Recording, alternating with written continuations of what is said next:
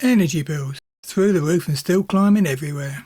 I wondered, how much of the electricity I use is down to the workshop? Should I cut back on the power tools? I had no idea, so I decided to find out. Watch to the end to see how you could reduce your bills and what you shouldn't do. I checked power ratings for the mains tool, use tool specs or a metering plug that tells you in real time. Most tools use a fixed amount for a given setting. Some, like chargers and 3D printer heaters, use more to start and less near their target, so take an average there. Power tools included miter saw, track saw, dust extractors, air filtration units, router, drill press, domino machine, bandsaw, 3D printer, workshop lighting, because it's on all year round, and heating, used in the winter only, but it is expensive. It all adds up and it all goes on your meter reading. More and more tools are cordless, like drills, impact drivers, sanders, jigsaws, so no power used there. Batteries do need charging, of course, so do check on the power needed to do that. Hand tools don't need any electricity, which helps. The fact that they're enjoyable to use, well, that's a bonus. Figuring out the power for each tool and how much you use it doesn't take long. Again, use the specs or a metering plug. Multiply power by time to get kilowatts per month. As examples, my record power air filtration unit sweet spot is in its mid setting. That's 81 watts, a couple of hours a time, around 10 times a month, 1.62 kilowatts a month.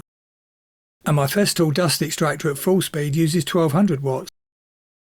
I use it often, a minute or so at a time. That tool uses 6 kilowatts a month.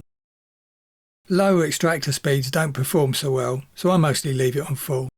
Top 2 workshop tools, the main dust extractor and the lights. But you need to see what you're doing and don't skimp on safety. Dust collection matters.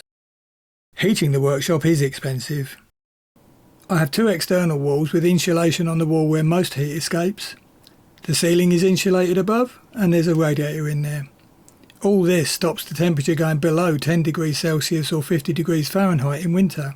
I would spend more on winter heating bills without those in place. What about the normal house stuff?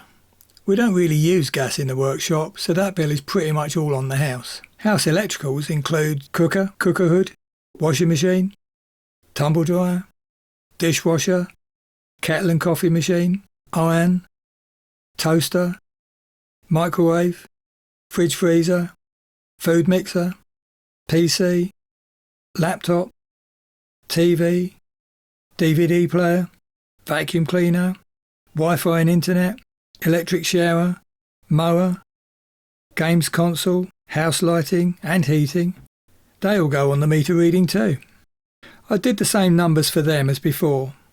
To get percentages, add up the power used in each category, then divide the category total by the grand total and show as a percentage.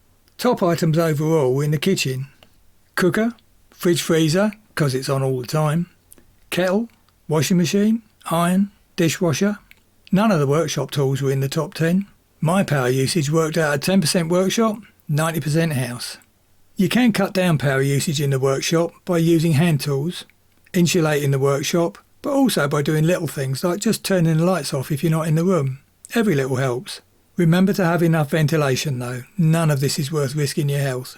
In my case, as only 10% of the power consumption came from the workshop, I am more careful to not waste electricity, but I can carry on making stuff as usual. There are also a number of off-peak schemes popping up around the world. If you've got battery-powered tools, you could look into charging the batteries at off-peak times. Have you got any power-saving tips? Drop a comment below to help everyone out. Thanks for watching. I hope to see you in the next one.